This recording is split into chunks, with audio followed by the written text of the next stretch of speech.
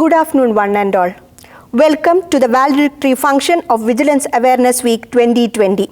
Observance of Vigilance Awareness Week every year renews our duty and commitment for ensuring integrity in public life. With the mandate of Central Vigilance Commission, this year we are observing the week from 27th October 2020 to 2nd November 2020. This year, the Commission has chosen the theme Vigilant India, Prosperous India for the campaign. In Vikram Sarabhai Space Center, the observance of the week commenced with the pledge administered to all employees at all divisions, entities and projects adhering to the extant COVID-19 protocols. All employees were encouraged to take part in the online integrity pledge by visiting CVC website. Banners and posters were displayed at all prominent locations in the campus. Online quiz competition was conducted for the employees, while students of VSSC Central School participated in essay writing and Hindi elocution competitions. So let's begin the valedictory function of Vigilance Awareness Week 2020 with an invocation. I request Srimati Parvati to render the invocation. നന്മയാകുന്ന കാന്തി കാണുവാൻ കണ്ണിനാകേണമേ നല്ല വാക്കിൻ്റെ ശീലു ചൊല്ലുവാൻ നാവിനാകേണമേ സ്നേഹമാകുന്ന ഗീതമോ എൻ്റെ കാതിനിണയാകണേ സത്യമെന്നുള്ള ശീലമോടെ ഞാൻ ശാന്തി അറിയണമേ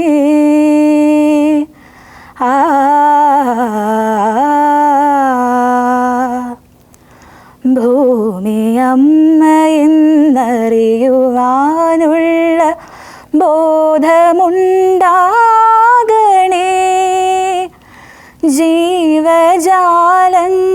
ജീവജാലങ്ങളാകെയും ജന്മബന്ധുവായിടണേ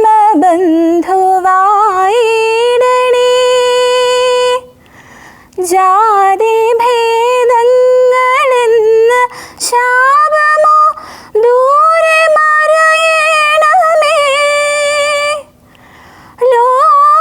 ലോകമൊന്നെന്ന പാഠമെന്നുമെൻ മനസ്സിലെഴുതേണമേ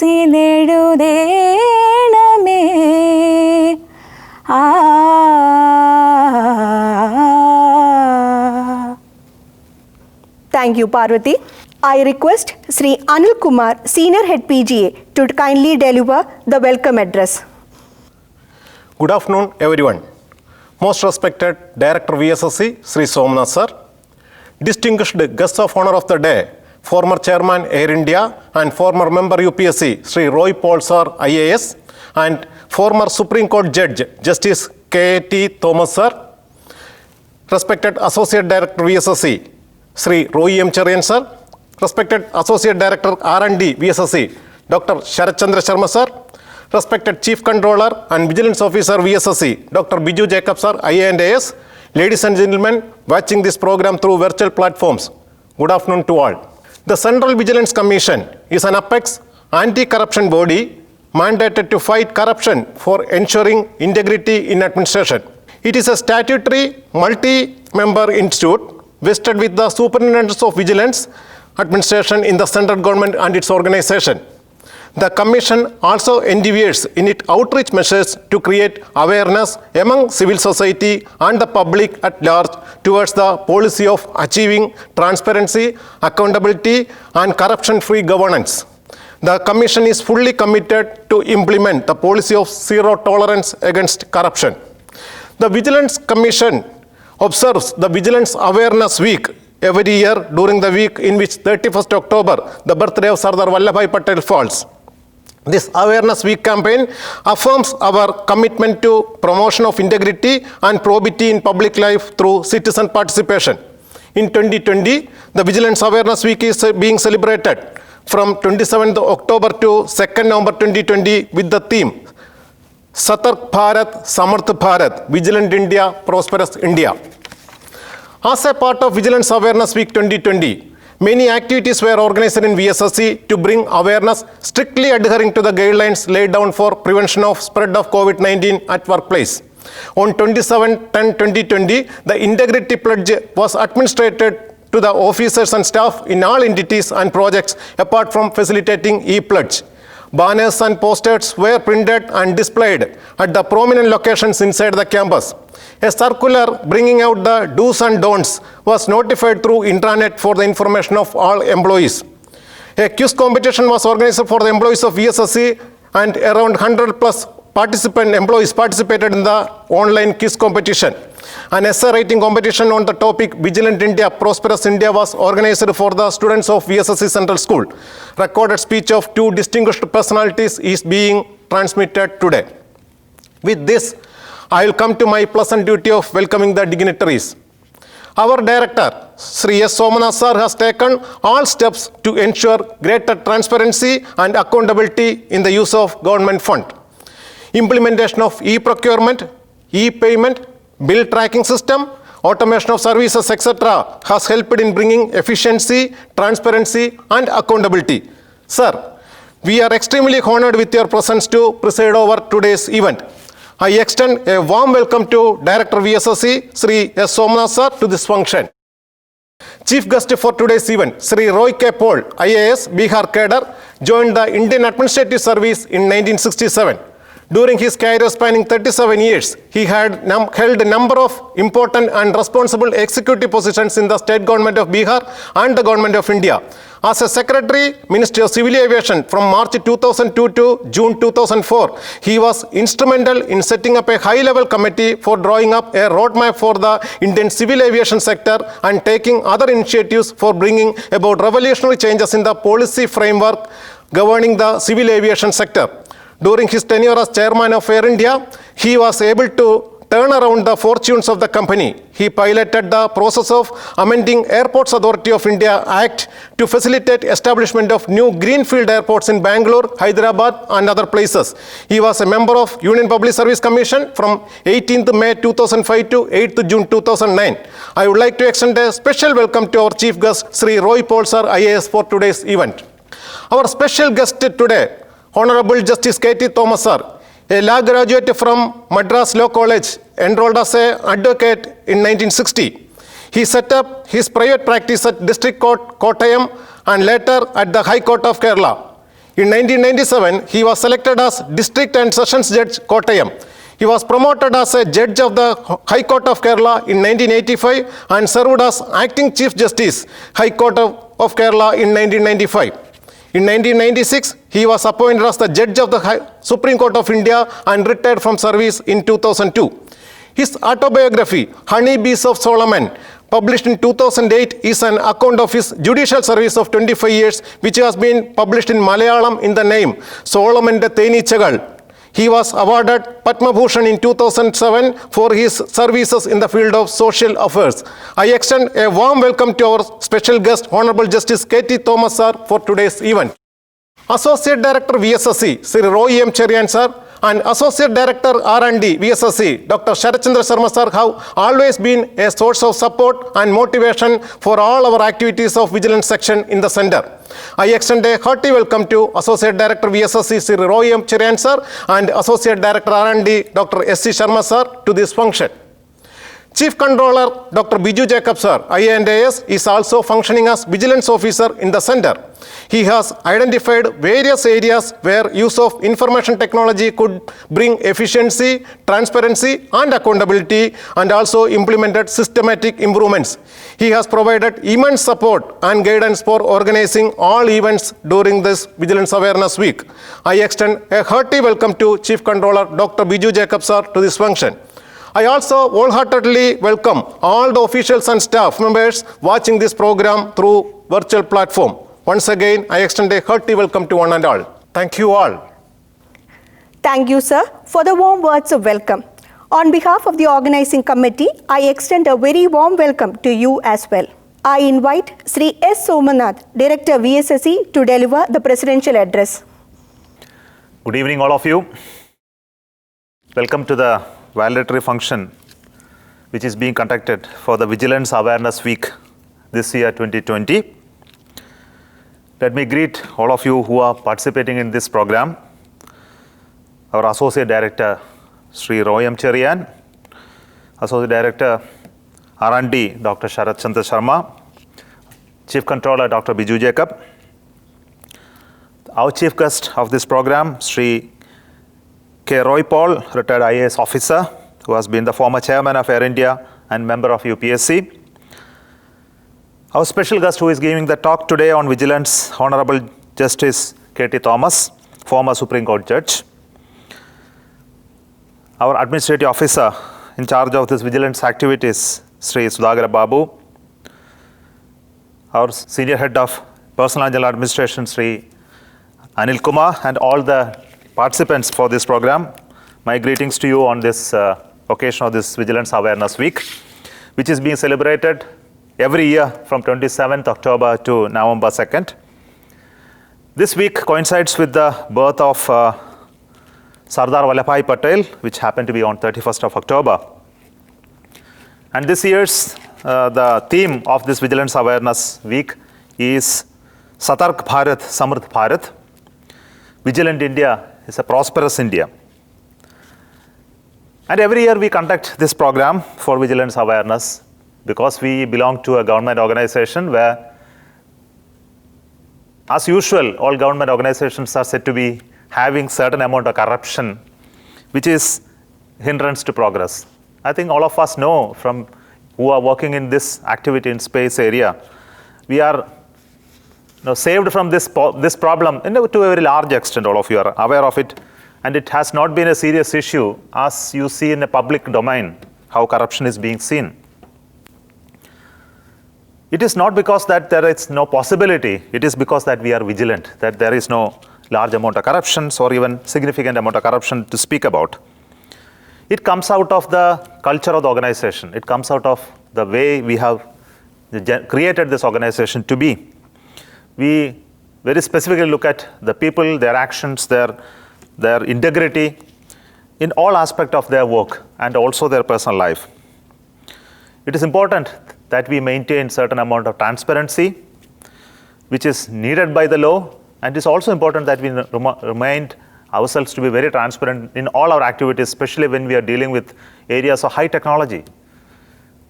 We always say for the technical work that we need to be very open, we need to be frank enough to tell what is right, what is wrong, then only our rockets will go right. It is true in case of various other activities which deals with people, which deals with purchase, which deals with files, which deals with personal issues, to remain in the same level of, show the same level of integrity, so that there is no corruption in the way we treat corruption. Corruption can be in various forms, showing partiality to certain objectives, being in judgment, being biased. It's all is some sort of corruption. Essentially, it is a state of mind. As we all know, the corruption starts as part of your own upbringing, your own conscience, how you want to leave it to the society, in what way we want to react to what is happening around, how we want to give it back to the society. All this decides how good you are, how vigilant you are, how committed you are, how corrupt you are. All these are being defined by your own upbringing and your own personal traits, which is something that we need to set right in case if it has having any aberration. As an organization, we need to promote this Vigilance Awareness Week every year, primarily to make people aware of the importance of being transparent, importance of being vigilant in all the walks of life in an organization, not only here in office, but also in personal life and in family life. So let us pledge on this day to make our country stronger by being forthright in our opinion, forthright in our action, to be careful about what all can go wrong in a system of this nature, to be vigilant about in every aspect of it, in action, in talk, in our records, in our work, and maintain the highest integrity level in what is needed in a public life. Wish you all the best, and I am hopeful that the speakers today, our chief guest, as well as our invited speaker, will give you much more insight into the element of vigilance in this year's Vigilance Awareness Week. Thank you so much. Thank you, sir. I request Sri Roy M. Cherian, Associate Director, VSSC, to offer his felicitations. Respected Director VSSC, Sri S. Somnath, Sri Roy K. Paul, former Chairman Air India and Chief Guest of the Day, Honorable Justice K.T. Thomas, who is giving us an invited special talk today, Sri Sharat Chandra Sharma, Associate Director R&D, Dr. Biju Jacob, Sri Sudhagar Babu, and my dear friends. Today, at the outset, let me thank the organizers for giving me the opportunity to be with you today on the valedictory function of the Vigilance Awareness Week 2020. So we have been celebrating the Vigilance Awareness Week from 1999 onwards with different themes and focus. And the objective is to increase public awareness on the existence, causes, gravity, and threat posed by corruption in society. So if we look at what is corruption, any unethical conduct by a person in a position of authority amounts to corruption. It could be either for obtaining benefits for himself or for somebody else related to him or in that context. So, and it could be anybody. It could be the watchman at the gate or it could be a cabinet minister. So, what does corruption do to society? It undermines political development, it undermines economic development, the environment, health, democracy, everywhere. It has an effect everywhere because decisions are taken for the wrong reasons. And all this happens because basically the common good is no longer the criteria for decision making. And in today's world, there is yet another aspect which is coming. Corruption is many times leading to serious security risks also. So definitely we understand there is a need to do away with corruption from our society. So how do we go about doing this? So we have all kinds of punishments and penal actions in place. But then more than that, what we need to do is to encourage the younger generation to grow up as honest citizens. So that is very important. And there are two aspects to again this also. We need to be corruption free ourselves. And also we should avoid actions which encourage corruption in others in society who are around us. But that is many times very inconvenient. Whereas the first is easier. So the Vigilance Awareness Weeks help us in spreading this message in society. So let me take this opportunity to wish that this year's celebration also makes progress in increasing the awareness of common man in this. And this year's theme is Sadark Bharat, Samruddh Bharat. So let us decide to be vigilant and make our nation stronger. Thank you very much. Jai Hind. Thank you, sir. I request Dr. Sharat Chandra Sharma, Associate Director R&D VSSC, to offer his felicitations.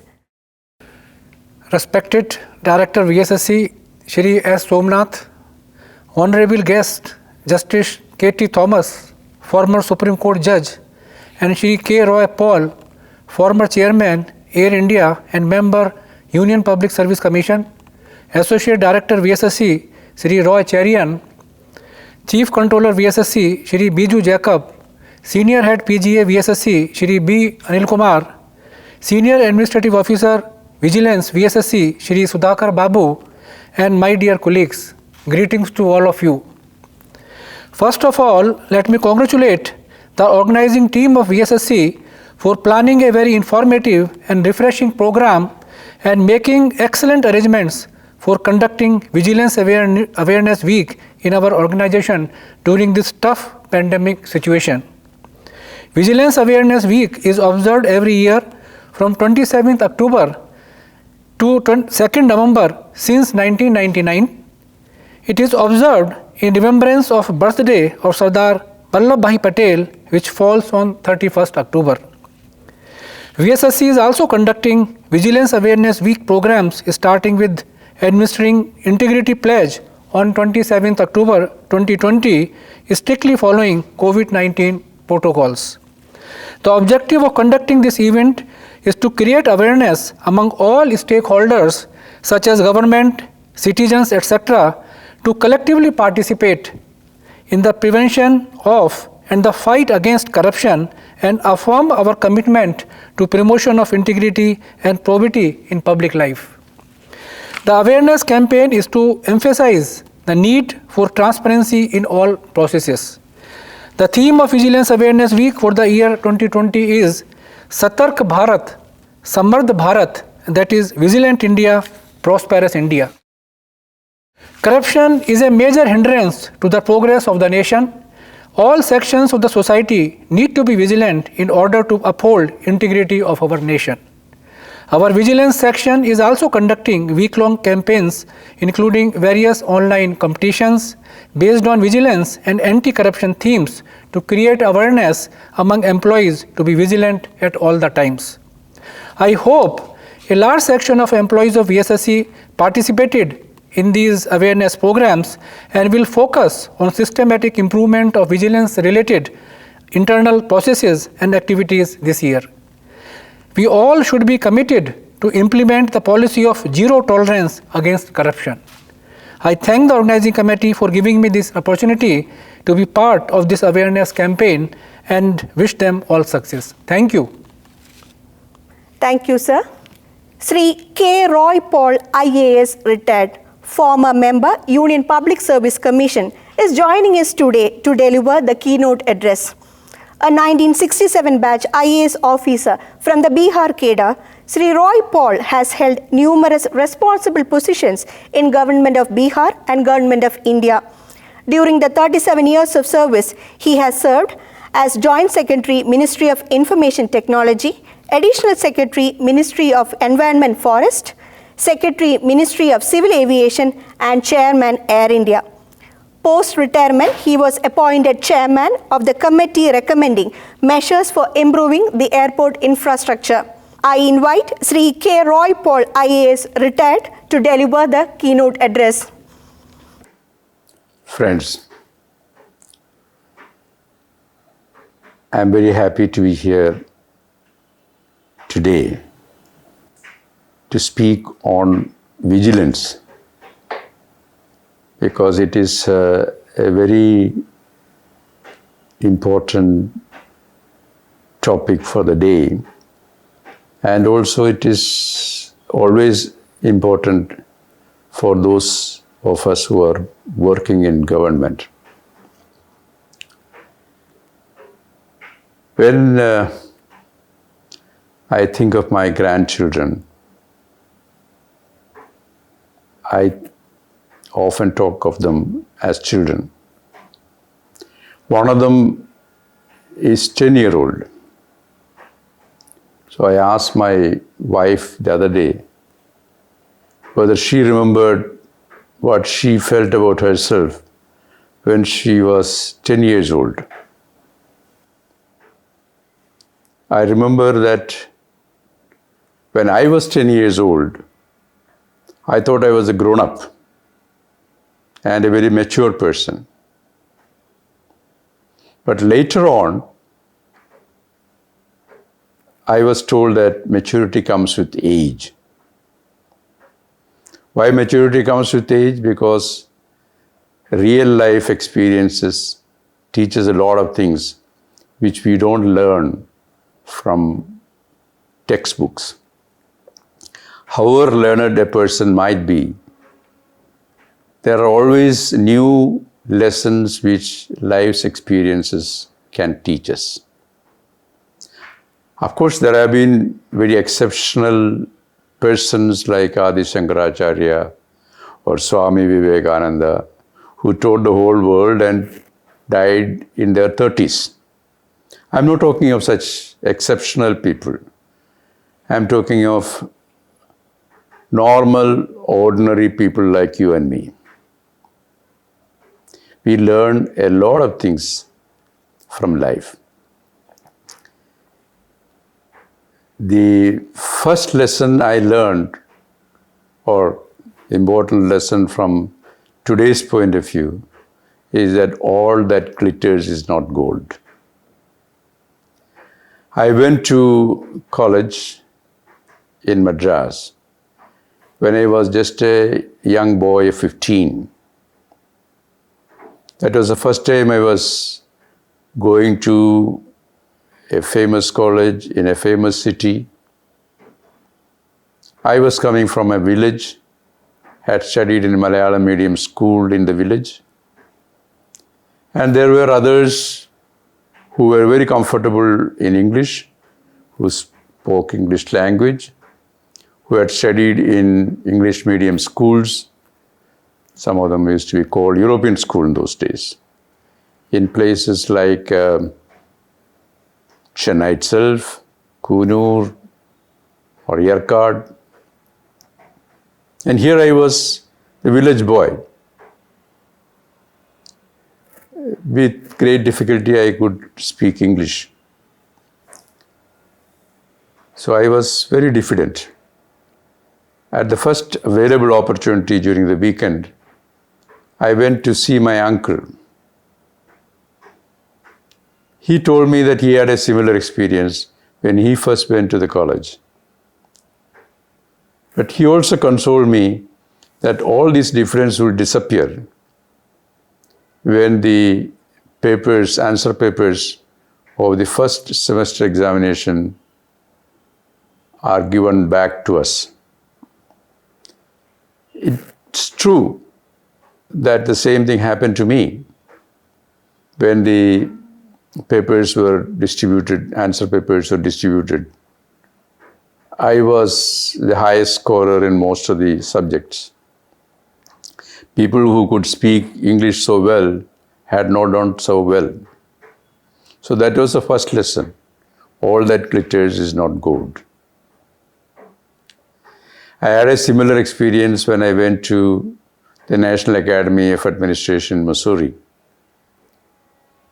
I was then a young man of 23, again coming from the village, son of a village priest, having an engineering degree.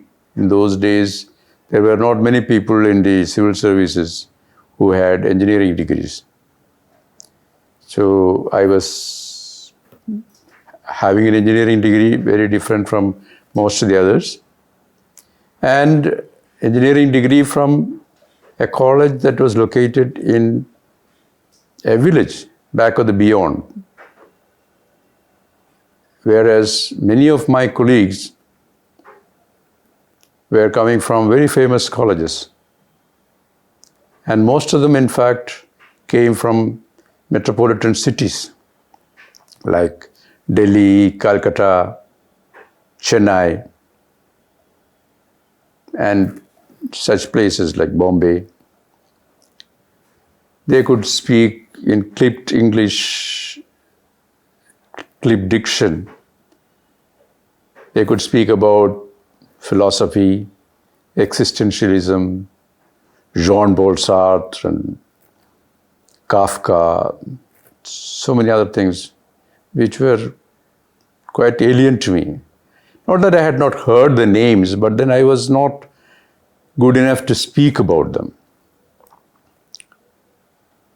But then my colleagues were kind enough to me, and people like us, and in no time, the feeling of discomfort disappeared. In fact, whenever we had panel discussions, our friends from these famous colleges always used to listen to my speaking with rapt attention. But the lesson was there that all that glitters is not gold. Many of the people who intimidated me by their personality in those days, when we first joined the service, fell by the wayside as we went up. Not everybody reached the highest level of civil service, which I was fortunate enough to reach.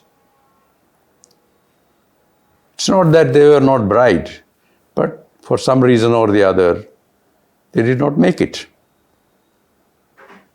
You know that most people in the IAS manage to get higher levels in their service more because of compassion, more because of kindness of the local officers. But in government of India, the promotions are much more strict. The empanelment starts from the joint secretary level, then the additional secretary level, and then the secretary level. And the final stage, it's only a small percentage of people who manage to make that grade, even though there are many people in the civil service who would have reached that level long before. I have seen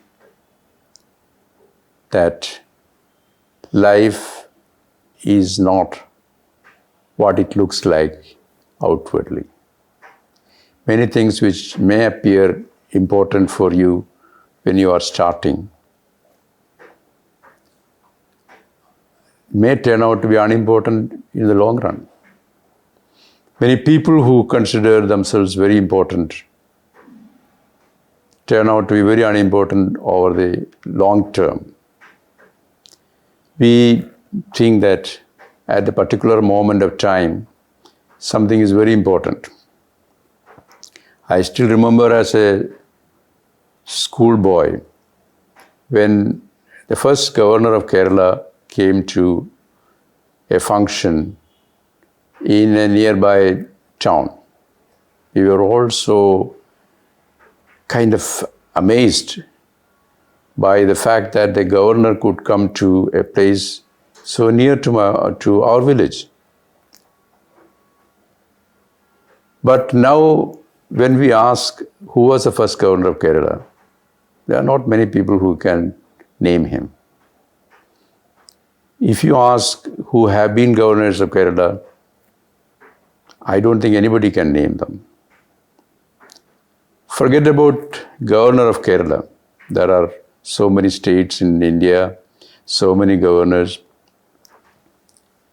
As member of the Union Public Service Commission, I asked one candidate for the civil services if he could name all the presidents of India in the chronological order. I was shocked to know that he could not do that. Later I found that there are many people who don't remember who have been presidents of India. So when you are a president, you think you are very great. The whole world knows you. You remember them only for a short time, only when they are in their chair. You will forget. How many presidents of the United States we remember? Very few. It's the same with India, the same with prime ministers, governors, chief secretaries, chief ministers.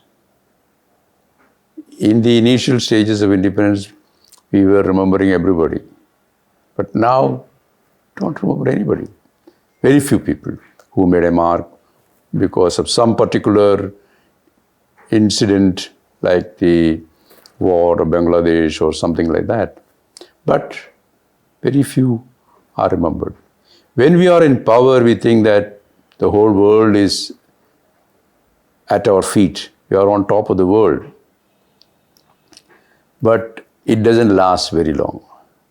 You know how the newspapers are full of interviews with the candidates and their families, their parents, when somebody or the other makes a mark in an examination. And then they are forgotten. The whole world is like that. Life is full of ups and downs. We should always remember that there are ups and downs in life. I often tell youngsters that one of the lessons which they should learn is to accept failure. Because you cannot succeed in everything in life. You're bound to fail in something or the other. The earlier they learn to fail, the better it is. Because if you continuously keep winning everything, you may reach a stage where it may become very difficult for you to accept defeat. You cannot be successful everywhere in everything.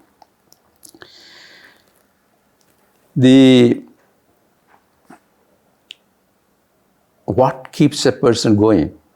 Most of us think that we are very honest and therefore we don't have to fear anything.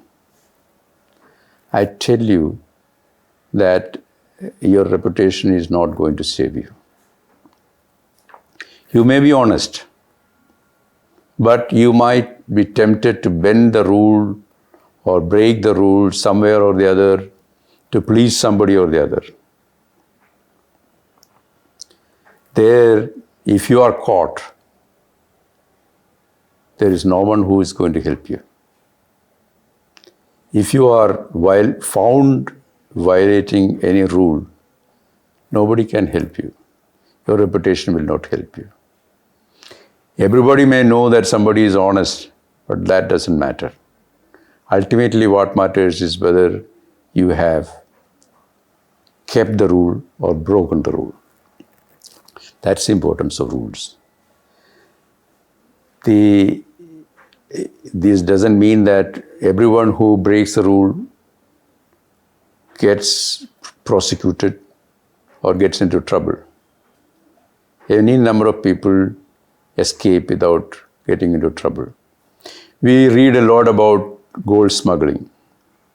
Yet, we also read that every day new cases of gold smuggling are caught in the airports. Why does this happen? Because all those who are coming think that they will somehow escape. The problem of getting caught is left only to some people. This is also probably the psychology of people who go to the war front. Nobody wants to die. Yet, when the bullets hit the person on the left or on the person on the right, the person in the middle may think that the bullet will not hit me. It will only hit the other people. I am going to be safe. That is the psychology of most people. Everybody else may be hit, but I will escape. Maybe you will, but maybe you will not. When my wife's younger sister was diagnosed with cancer at the young age of 25, they told her and told us that 90% of the people afflicted with this form of cancer survive. It's only 10% people who die. But 2 years later, my sister-in-law died because she was in that 10%. Does it console anyone that 90% of the people are safe if you are not in that 90%? If you are in that 10%, that's bad enough for you. That is where following the rule,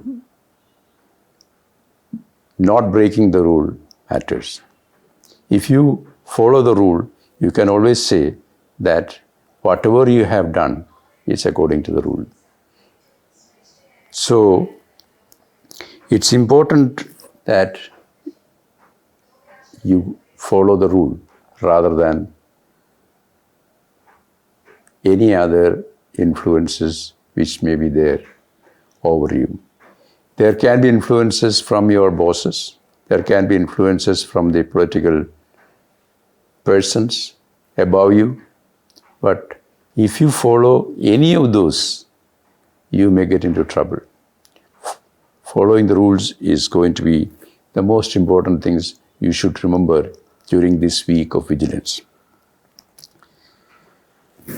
Recently, there was a new policy for education, new education policy. It, of course, tried to address many of the problems which we think are there in our education system. But one thing which we keep forgetting is that the most important thing which everyone should learn is the importance of values. Unfortunately, in the rat race for getting important positions in life, getting marks to qualify for important courses, we forget about the values. There is no time to teach values. And therefore, a generation is growing up which know no values at all, which do not consider values as so important as success in life. Unfortunately, our society also looks at success. It doesn't have any patience for failures. People respect if you have money, little realizing that money may not last.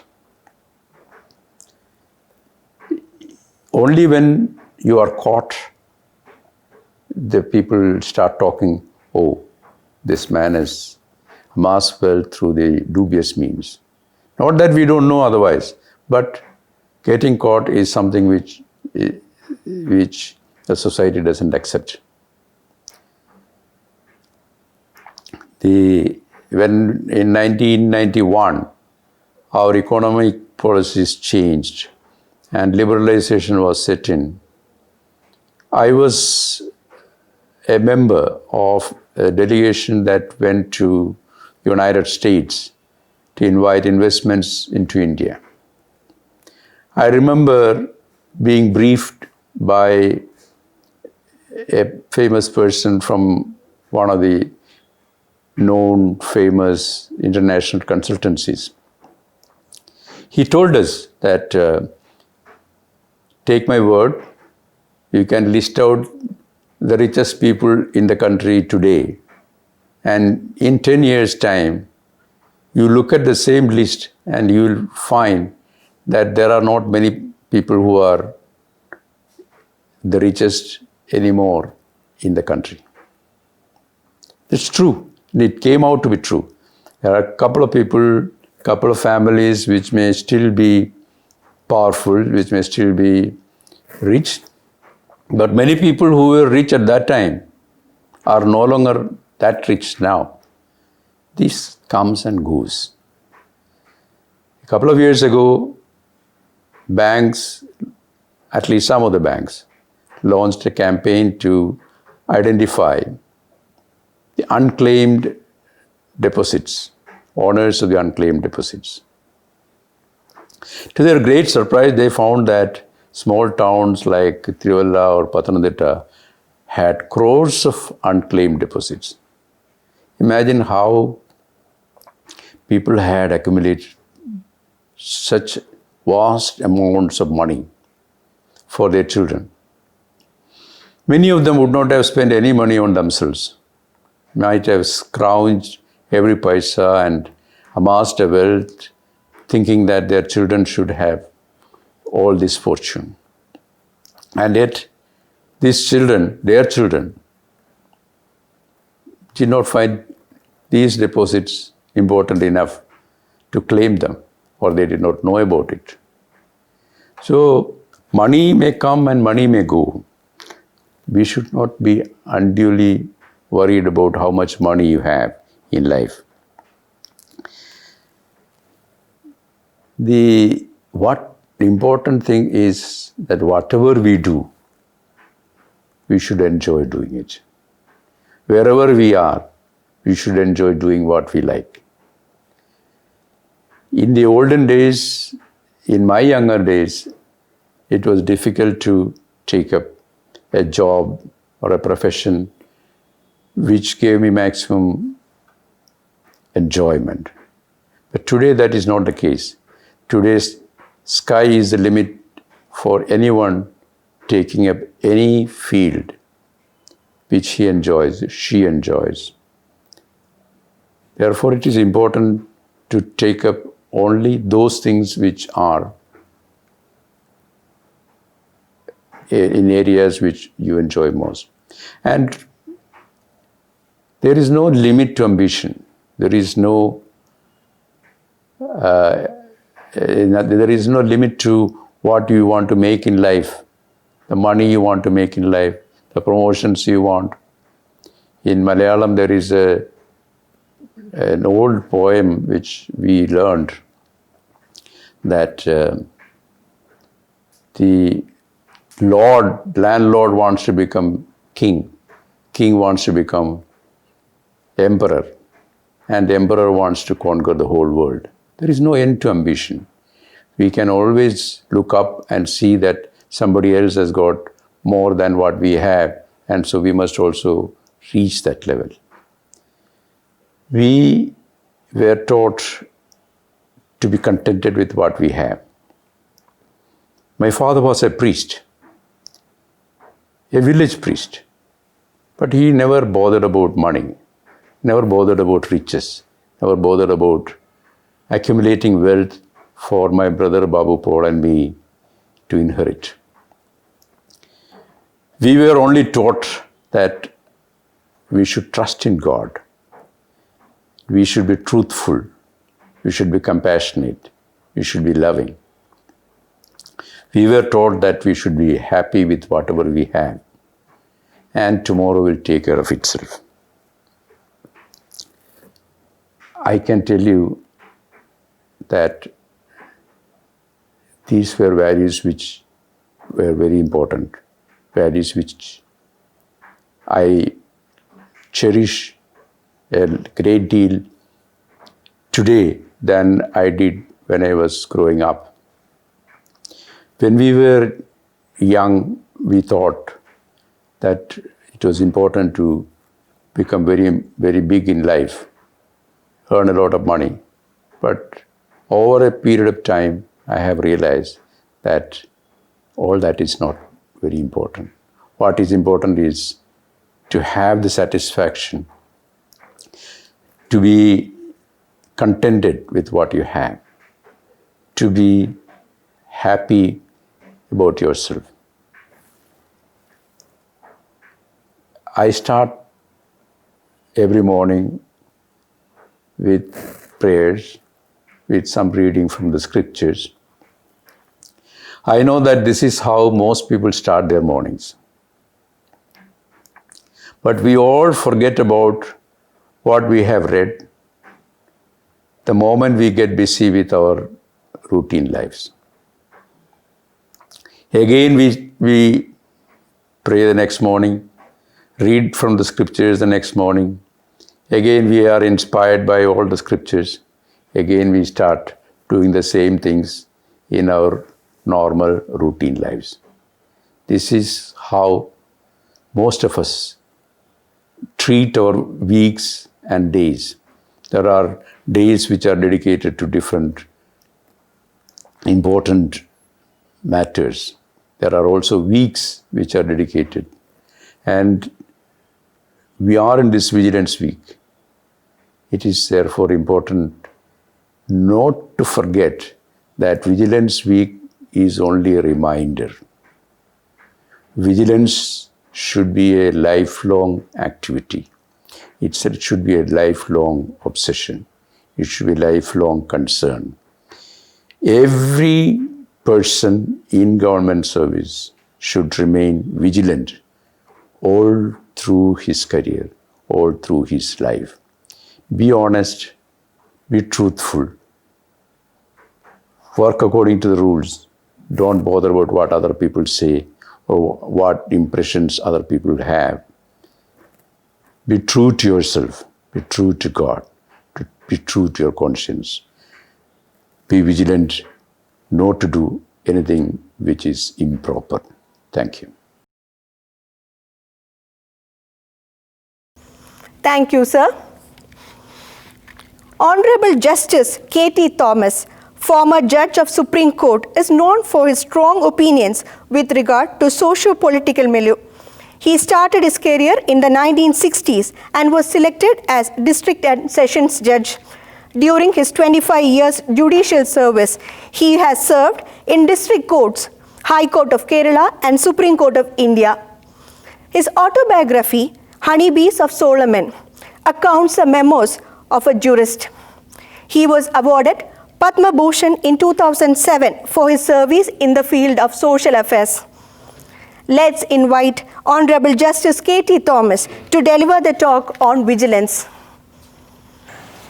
Vigilance is a word of many facets. Here what is relevant and important is vigilance for the country's progress, for the maintenance of the law and order, basically. It was Jesus Christ who once said, "Be vigilant like a serpent and unblemished like a dove." In the old Bible, the translation has not been exactly this. Be intelligent as a serpent and innocent as a dove. But when the new Bible translation came, the word vigilant is substituted for intelligence. Be vigilant like a serpent.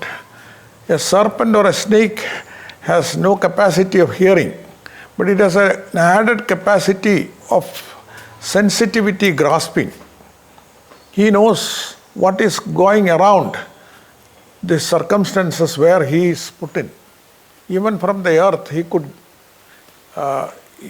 could imbibe the danger to him. That is why the exact word is, be vigilant like a serpent and unblemished like a dove. Socrates, the great philosopher, probably one of the greatest philosophers of history, said, "Eternal vigilance is the price of liberty." He himself elaborated it later. The condition upon which God had given liberty to mankind is that he must be eternally vigilant with that. I am now called upon to deal with to what extent the judiciary has reacted vigilantly to the financial and other corruption in this country. In the short time allotted to me, I can only mention about what I have observed, what I have dealt with. I had occasion to deal with a large number of cases involving corruption cases.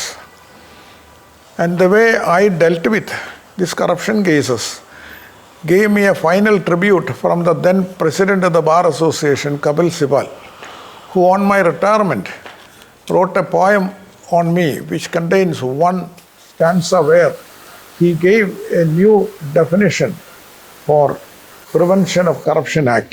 Among the many cases I dealt with, I may point out 3 sets of cases involving 4 chief ministers of different states. One was Lalu Prasad Yadav, who was involved in fodder scam case. The other was Jayalalitha, Chief Minister of Tamil Nadu, who was involved in anti-corruption case. The third was also a former Chief Minister of Bihar, Dr. Jagannatha Mishra, who was aligned with the Lalu Prasad case in fodder scam case. And the fourth one is the case of Bangarappa, who was the Chief Minister of Karnataka. In the case of Lalu Prasad Yadav, he would have escaped from a large number of cases. There were 64 cases which were the offshoot of fodder scam case, in which many officials, bureaucrats were also accused. And the principal accused was the Chief Minister Lalu Prasad Yadav. What happened was, the Bihar state had to be bifurcated on account of a States Reorganization Act, perhaps in 1996 or so, when a Jharkhand state was formed out of Bihar. The fodder scam cases all happened in the treasuries attached to the later Jharkhand, principally Dhanbad, where the treasury was involved. When the money had been collected, this was misappropriated by all these government servants. The principal question came where the case should be dealt with. Lalu Prasad Yadav was very much desirous of having the case continued in Bihar, Had the case continued in Bihar, probably he expected that he would have easily escaped because he was the chief minister and then his wife became the chief minister. When a dispute arises, which court has jurisdiction, whether Jharkhand or Bihar, the state's reorganization contained a provision that it must be dealt with by a full bench of the Patna High Court. The full bench of the Patna High Court said, interpreting a particular provision of the States Reorganization Act, a majority decision, that all the cases will continue in Bihar, Patna. Then the Central Bureau of Investigation, who prosecuted all these cases, came up to the Supreme Court. Lalu Prasad was represented by Kapil Sibal and Harish Salve was the Solicitor General who argued for the CBI. The question to be decided is, where is the jurisdiction? The section contained a word exclusively. According to their argument, the full bench majority as well as the argument of Kapil Sibal is, exclusively can happen only when the incident happened, at least part of the incident happened in Bihar, then Jharkhand cannot have exclusive jurisdiction. Ultimately, the three-judge bench of the Supreme Court, of which I was the senior most, we held that the word exclusive had to be interpreted according to a doctrine of interpretation called a nocitur socis. Taking the contextual, this thing is, what is intended, what is the object to be achieved. We held that the whole thing started when the money had come out of the treasury that was situated in Dhanbad, where the offense completed, and all the rest are relatively descriptions of the offenses. Though the offense of abetment, the offense of conspiracy, all can be tried along with the main offense.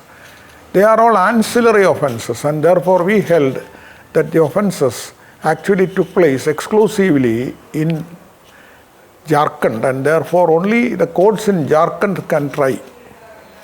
Ultimately what happened, Lalu Prasad is in jail now, continuing in jail. He believes that had the cases been decided differently, in Bihar's courts he would have won. So this is an after effect of the interpretation given. The second is the Jayalalitha case. The case of Jayalalitha, the Madras High Court quashed all the cases against Jayalalitha, but the matter came up to the Supreme Court. And the Supreme Court, we decided that the quashment is not correct because the trial had to be faced by her. The case was sent back. There were different cases. Though she got acquittal in 2 or 3 cases in the High Court, the matter was taken up and it was reversed. Before Jayalalitha could actually go to jail, she died. But her co-accused, Shashikala, was convicted and sentenced, and she is still continuing in jail. Dr. Jagannatha Misra did not have to continue the trial because he died in the meanwhile. The case against him is abated. The last case I dealt with is the case of Bangarappa. The High Court quashed all the cases against him, including the disproportionate assets case. But it came to the Supreme Court, and I was the presiding judge of the bench. Many things happened in the meanwhile. We decided that the interpretation given by the High Court is wrong.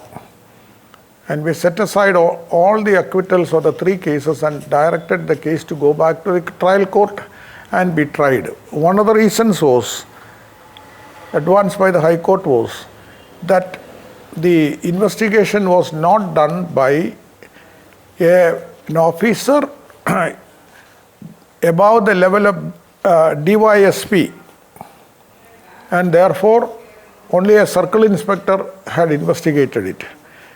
We said under the Delhi Police Establishment Act, which created the CBI, there was no hierarchy called DYSP, etc., only the inspector. Therefore, the investigation done by the inspector is good enough under the offences controlled by the CBI.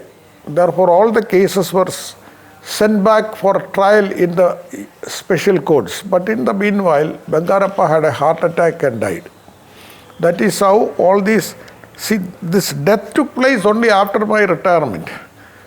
That is probably why Kapil Sibal, who appeared in all the cases for all these chief ministers,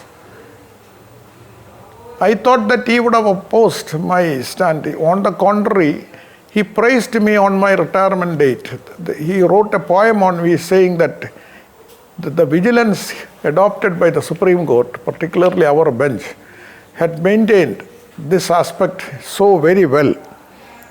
And there were other cases also, but need not be dealt with it elaborately when I am dealing with this matter. Now many cases are being continued.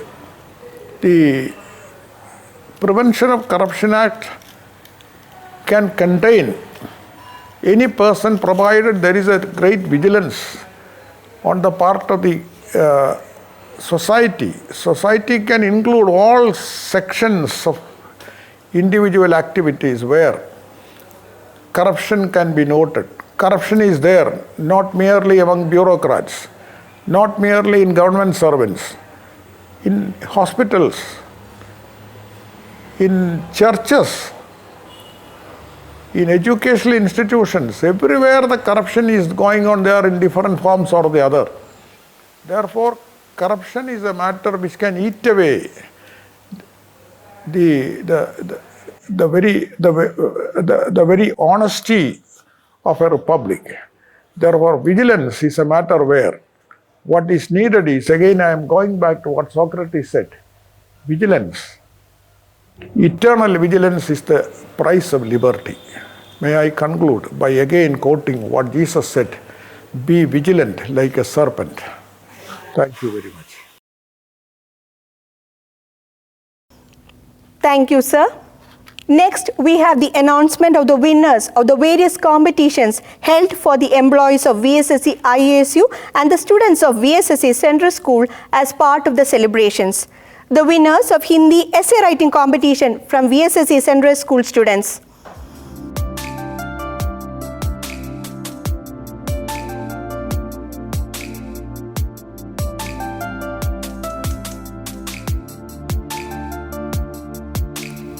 The winners of English elocution competition from VSSC Central School students.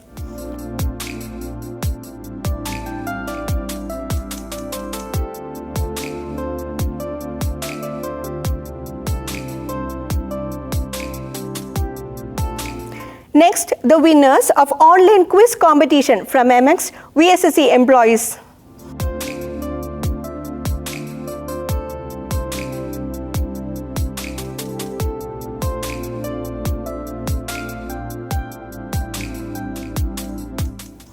The award carries prize money and certificate. The prize money will be credited to their respective bank accounts. Once again, congratulations to all winners. May I now request Sri Sudhakara Babu, Senior Administrative Officer, Vigilance Section, to extend vote of thanks. Respected Director VSSC, Shri S. Somnath sir. Associate Director, Shri Royam Cherian sir. Associate Director R&D, Dr. Sharat Chandra Sharma sir. Chief Controller, Dr. Biju Jacob sir. Honorable Justice K.T. Thomas sir.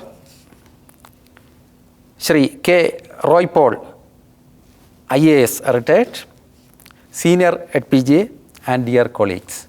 A week-long activities in connection with the observance of Vigilance Awareness Week is being concluded today with this valedictory function. I am privileged to be here on this occasion to propose vote of thanks to the dignitaries. Director VSSC, being the head of the department, has accorded all sanctions and administrative approvals for convening the program smoothly.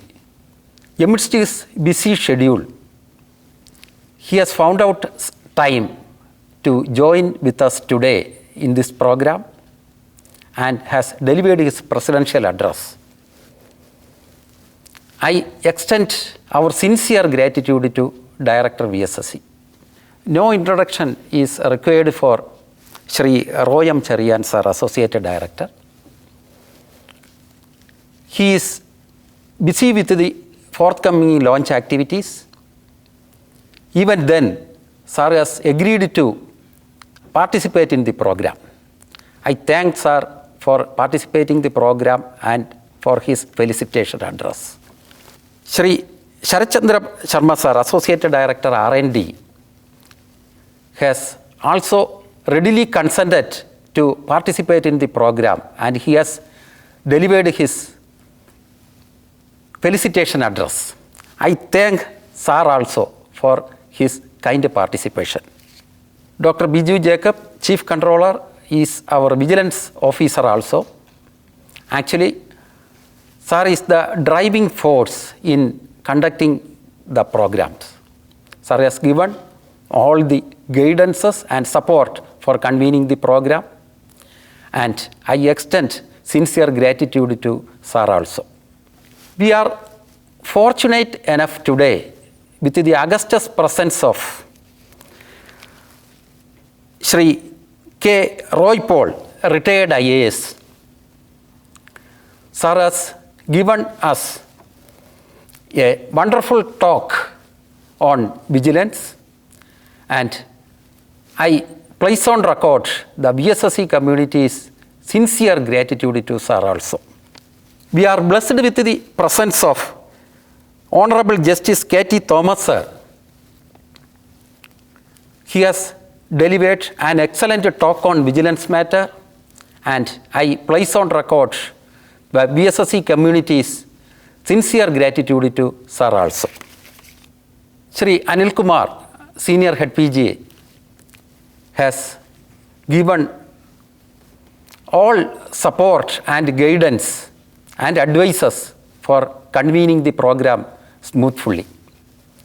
And I thank Sir also on this occasion.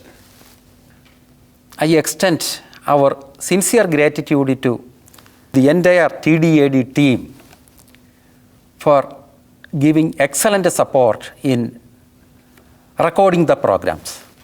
I also thank GDCNG and Srimati Swapna for giving all the support for conducting the quiz competition and other programs smoothly. I also place on record our sincere gratitude to accounts, administration, purchase and stores, transport and canteen for their support. I thank Srimati Parvati Rajan of Establishment Section for comparing this valedictory function. I also thank Srimati Parvati of GAD for the invocation.